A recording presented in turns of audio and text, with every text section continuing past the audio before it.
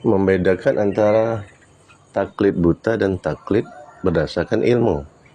Jadi tidak semua taklid itu diharamkan atau dilarang.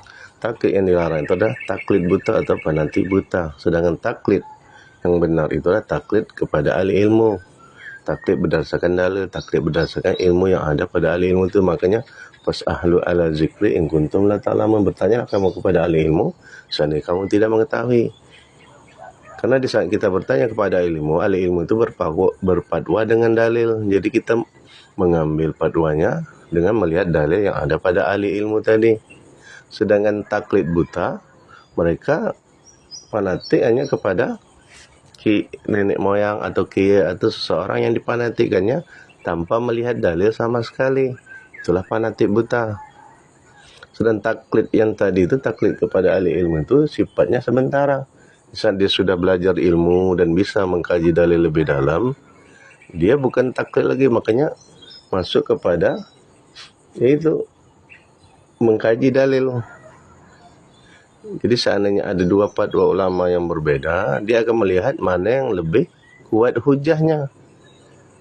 Di saat dia punya ilmu untuk menilai dalil tadi, dia punya dasar yang kuat untuk menilai dalil tadi, makanya dia memilih hujah yang paling kuat. Cuma di saat dia tidak punya ilmu untuk menilai, maka dipilih yang paling kita percaya ilmunya, yang lebih alim ilmunya. Tapi itu sifatnya sementara. Jadi taklid yang kepada ahli ilmu itu sifatnya sementara sampai datang ilmu kepada kita untuk mengkaji lebih dalam. Itu lebih baik daripada taklid buta. Tadi taklid buta itu jelas dia bertaklid kepada sesuatu itu tanpa dalil sama sekali.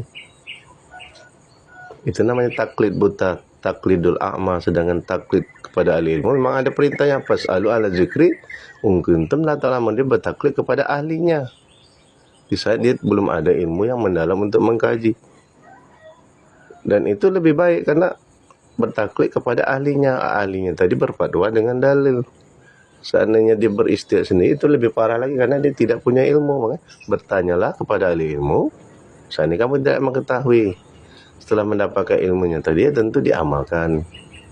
Jadi setelah dia mengetahui ilmu yang lebih dalam, dia harus lebih mengkaji dalil tadi dan memilih pendapat yang lebih rajih berdasarkan fatwa yang lebih kuat, hujah yang lebih kuat dalilnya.